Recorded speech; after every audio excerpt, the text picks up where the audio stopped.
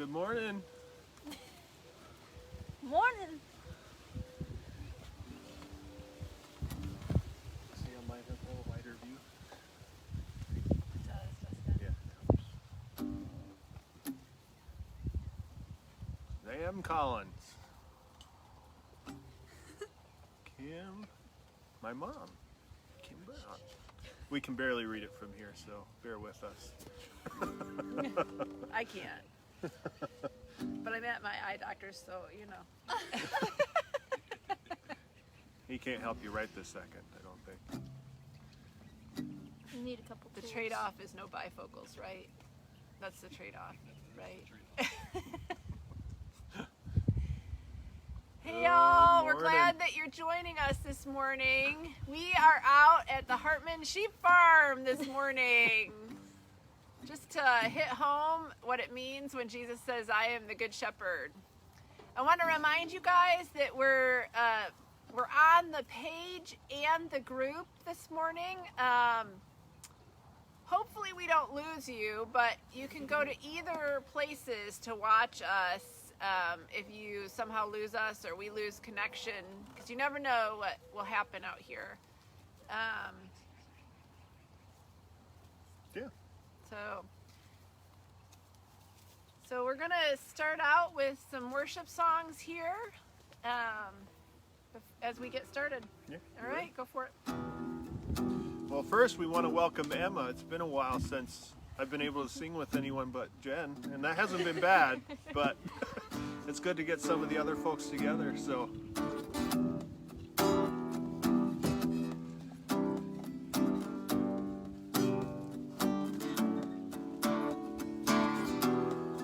Nothing can separate, even if I ran away.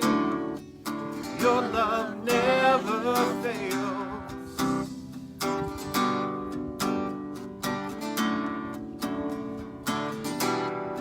No, I still make mistakes, but you have new mercies for me every day. Your love never fails.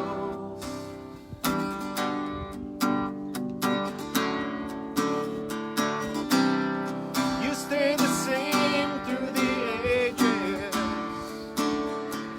Your love never changes. There may be pain in the night, but joy comes in the morning. And when the oceans rage, I don't have to be afraid, because I know that you love me. Your love never fails.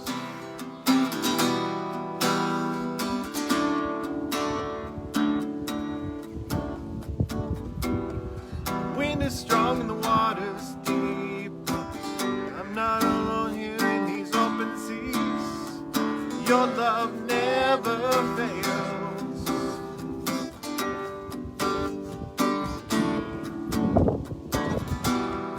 Chasm is far too wide. Never thought I'd reach the other side.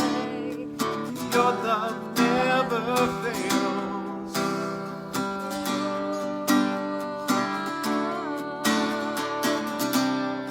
You stay the same through the ages. Your love never changes.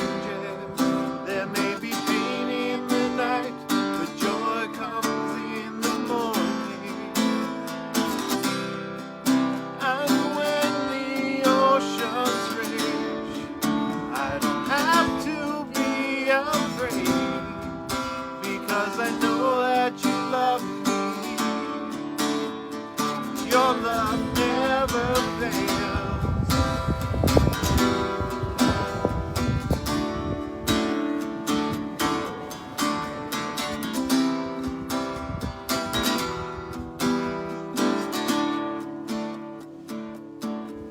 You make all things work together for my good.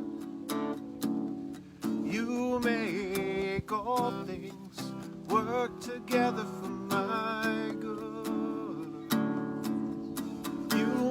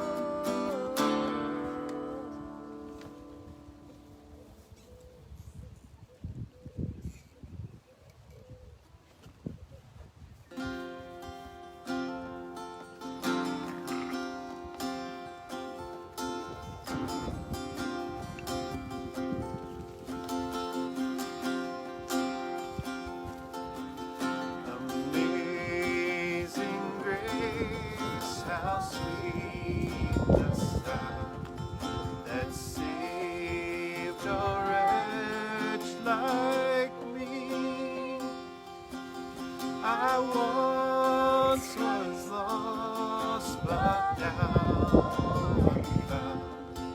Was blind, but now I see. 'Twas grace that taught my heart to fear, and grace my fears relieved. How precious did that grace appear, the hour I first believed. My chains are gone, I've been set free.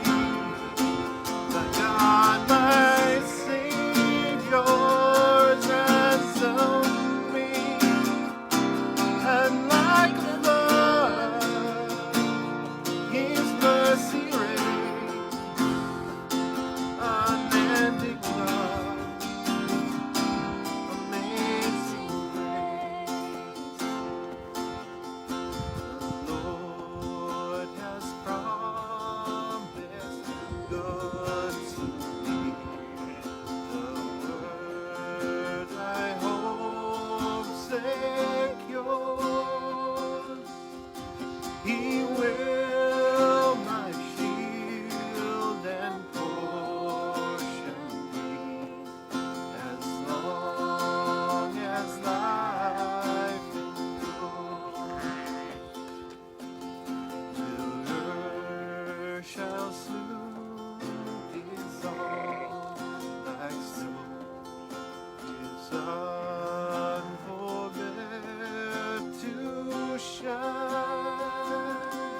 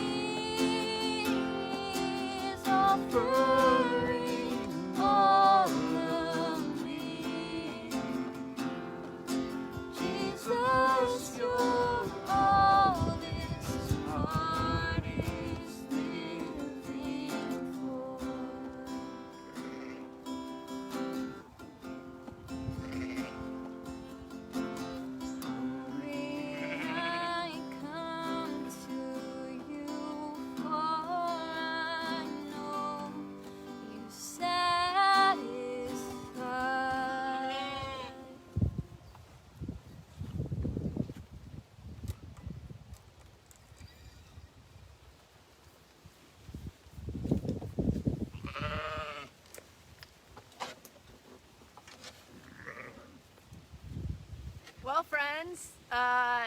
So, not that we love that we're having to do all this live stuff, but hey, we have the opportunity to be on location with sheep in the background for our service today. So that's kind of fun. And I don't even need to read through the comments to know that you guys were all super stoked to have Emma leading worship today. I'm pretty sure, I told Jeremy last night, they're going to be so excited that Emma is here with us to lead worship. So, well, I don't know if you guys have ever participated in trust building exercises, but back when I was in college, I often, for my summer job, was a camp counselor or a lifeguard, and so they'd always bring you on location the week before camp started, and we would have to build relationships with other counselors and do these trust building exercises. I always knew that was going to be a part of it. And, the trust building exercises where you have to cross your arms and fall backwards and people catch you, that kind of thing. And one of my least favorite exercises that I always knew we were going to have to do is when you would blindfold one of the partners, or maybe both, but then you'd have a partner and they would lead you, and they'd have you go really far, over hills and down steps and around corners and over tree roots, and I always knew I would be the one blindfolded. I just realized I still got my sunglasses on. And I would always be the one blindfolded. And so I really hated that exercise because I never knew if I would get that person that would who would kind of look at it as a joke, and you just end up falling down, and they'd be laughing at you, and they'd never give you directions, and they wouldn't know their right from their left, and it was just miserable. You always wanted that person that would stay calm, who would talk you through it, who would encourage you along the way so that you would actually get to your destination without, falling over or killing yourself. I always wanted that person that took it seriously. I didn't want the one who laughed when you fell down. I don't know if you guys have ever experienced those kind of trust building exercises. I don't know if you've had someone lead you astray, or maybe they did something and you felt like you couldn't trust them. Maybe they hurt your feelings, or maybe they took advantage of you in some way. I know we've all encountered this. Someone you just really couldn't trust anymore because their actions weren't trustworthy. Well, today we're turning our focus back to John 10. Last week we talked about the statement Jesus made when he said, "I am the door." And this time we're looking at John 10, 11 through 16, where Jesus calls himself the Good Shepherd. And we're going to look more closely at how Jesus cares for us as the Good Shepherd, and why we can trust him. And what about this metaphor about the shepherd with his sheep helps us better understand the magnitude of Jesus' love and care for us as his sheep. Well, listen while I read the passage for us today from John 10.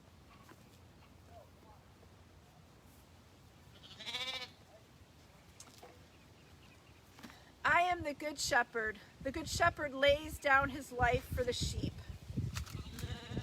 When the hired hand sees the wolf coming, he leaves the sheep and runs away. That's because he isn't the shepherd. The sheep aren't really his. So the wolf attacks the sheep and scatters them. He's only a hired hand, and the sheep don't matter to him. I am the good shepherd. I know my own sheep, and they know me, just as the Father knows me, and I know the Father. I give up my life for the sheep. I have other sheep that don't belong to the sheep pen. I must lead them too. They will listen to my voice, and there will be one flock with one shepherd.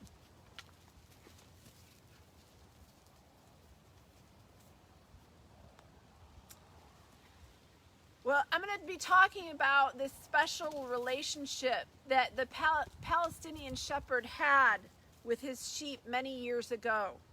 The relationship helps us to better understand what Jesus meant when he said, I am the good shepherd. First, the sheep knows and responds only to the shepherd's voice. Several times in chapter 10, Jesus refers to the sheep knowing only the shepherd's voice. In my research about sheep, because I don't know anything about sheep, I discovered that the Palestinian shepherd boy would start very young, accompanying his father to tend the sheep. And at a very early age, he would forge a friendship with his sheep. And the shepherd spent many, many hours caring for the sheep and tending to the sheep, and the relationship would build over many years. And one commentary said this: oftentimes the shepherd would use a special voice for the sheep. I don't even dare try to make the sounds that they described in the commentary, but what I think it sounded like was a little bit like yodeling. Maybe that's what yodeling was used for years ago, I think. And so these weird sounds, that they would put together, it would, the sheep would know if they were angry and they wanted them to return, or if they were having fun with the sheep. They knew their shepherd and they knew his voice. Well, second, the shepherd knew his sheep so well, he had even names for them. Nowadays, that probably isn't the case. But in the ancient world, the sheep were mainly used for wool and not meat. And so forging a lifelong relationship or friendship wasn't uncommon. So shepherds often had names for their sheep, much like we would have names for cats and dogs these days. Third, the shepherd would lead his sheep. The shepherd would take such good care of the sheep entrusted to him that they would follow him without fear. We often think of the verse from Psalm 23 when David says this: though I walk through the valley of the shadow of death, I will fear no evil. For you are with me, your rod and staff, they comfort me. This verse is often used to comfort us in hard times. We often go to Psalm 23 for comfort. But we also hear the verse from Proverbs that people like to throw around about parenting. When Solomon says, whoever spares the rod hates the child, but the one who loves their children is careful to discipline them.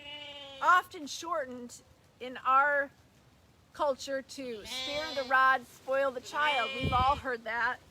But here's the thing. The rod was never used to hit the sheep. Instead, the rod had this hook at the end of it, and the shepherd would lovingly extend the rod to bring the sheep back or redirect the sheep. This is why the psalmist uses the term rod, because it was a tool to bring loving correction and safety to the sheep. The sheep wouldn't follow the shepherd if they were always being hit, right? They would certainly run away. This is a good lesson for us as parents. Loving correction and redirecting means your children will learn to respect you and follow your lead, much in the way the sheep would follow the lead of the shepherd. And then fourth, the shepherd was willing to lay down his life for the sheep. Hard to believe that someone would lay down their life for a bunch of sheep. But that's what they did back then. The shepherd was so loyal to his sheep that he would be willing to lay down his life for the sheep. In fact, way back in the Old Testament, Amos talks about the shepherd rescuing a piece of ear or a leg from out of the lion's mouth. The shepherd had so much responsibility in the sheep that if anything happened to the sheep under his watch, he needed to have proof that a beast had done this under his care. He would need to produce proof to the owner. So oftentimes the shepherd would risk his own life to not only save the sheep, but to make sure he could prove that it wasn't him that harmed the sheep. The shepherd had another tool that he would use. Basically, he had a sling and a rod and then a staff. And the staff was this club type thing that had nails at the end of it. It sounds kind of gory, doesn't it? It was used to fight off animals who might harm the sheep. The shepherd wouldn't back down under attack. He would fight for his sheep with both the sling and the staff. Shepherding was a difficult task, but the shepherd was so committed to the sheep, he would lose his life rather than lose one of his own. And then finally, the shepherd would form relationships with the sheep. One commentary describes that if a sheep wandered too far away, the shepherd, who was extremely gifted with the sling, would launch a stone to land right in front of the sheep to call the sheep back. At night, the shepherd would put out his rod as the sheep would come into the enclosure at night, and as each sheep would come into the gate, he would stop them with the rod and gently inspect the sheep to make sure the sheep didn't have any cuts or injuries. The sheep mattered to the shepherd.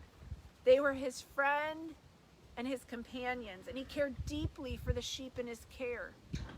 He lovingly corrected them, kept them safe, called them by name, took time to care for them if they were hurting. So with all of these descriptions of the Palestinian shepherd so many years ago, does it make sense to you why Jesus called himself the Good Shepherd? It does to me. I find a great deal of comfort in the simple phrase that Jesus says, I am the Good Shepherd.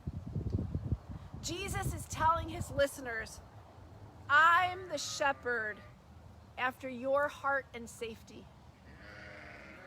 I'm the shepherd that knows your name. I'm the shepherd that leads you to peace and to rest. I'm the shepherd that lovingly brings you back when you've gone astray.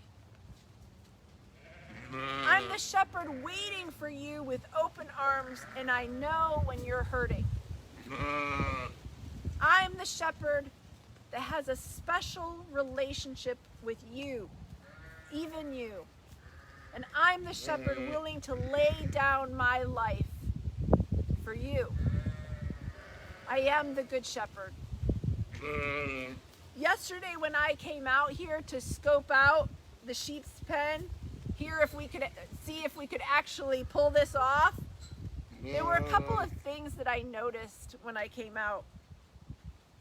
First, how dirty the sheep actually are. You know, we get these cute pictures of sheep from storybooks of these white, fluffy sheep. But in actuality, they're really muddy and really dirty and poopy and stinky. The second thing I noticed is how high maintenance they are. They're really skittish and funny. They would come right up to me like they wanted to be pet or fed, and if I would even move a muscle, they would run off. They kind of reminded me a little bit of cats. I think it's interesting that this metaphor Jesus uses is one of him as the good shepherd and us as the sheep.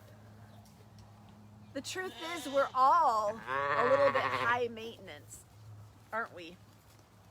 And I'm pretty sure I've needed to clean myself up a time or two in my life.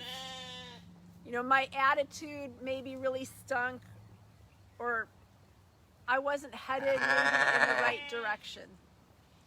But the Good Shepherd loves us, calls us by name, and gently leads us, redirecting and guiding us. He's saying in this passage that he cares for you, and he wants a relationship with you. So I ask you today, are you listening to the Good Shepherd? Do you know his voice? Do you trust where he's leading you? Do you know that he cares deeply for you? I hope hearing today what it means when Jesus says, I am the Good Shepherd, that you can take that to heart today. Know his voice and follow him.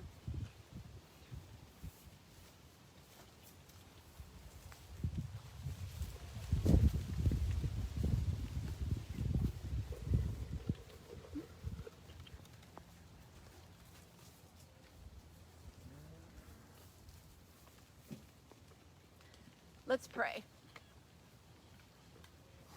Lord, thanks for being the Good Shepherd who loves us and cares for us and calls us by name. Lord, we are grateful for your leading in our lives and for the relationship that we have with you. That we can tell you anything and you are a constant friend and companion through all the waves of life. Lord, for those who are hurting, we ask that they would feel your presence in a powerful way today. Lord, for those who feel lost, help them to feel your rod gently, lovingly guiding them back. Lord, when enemies come and try to hurt us, we ask for your protection. Lord, when we are headed in the wrong direction, would you help us to see that? Help us to turn towards you. Lord, thank you for loving us enough to leave the 99 to find us, that you care enough about us to risk everything, to lay down your life for us. Thank you for being our Good Shepherd. Amen.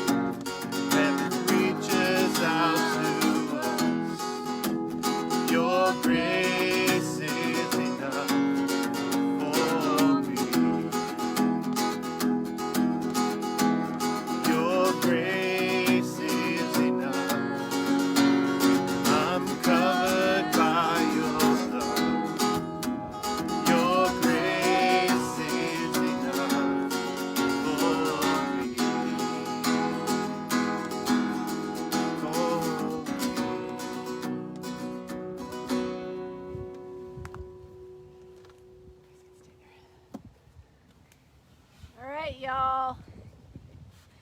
Thanks for joining us today. Thank you for the Hartmans for letting us come out here and do our live showing at an actual sheep farm. And for Megan, who is our actual shepherd on location, and for taking care of the sheep while we were going live. I hope y'all are doing well, and I'll be live again on Thursday at noon, and then again next Sunday.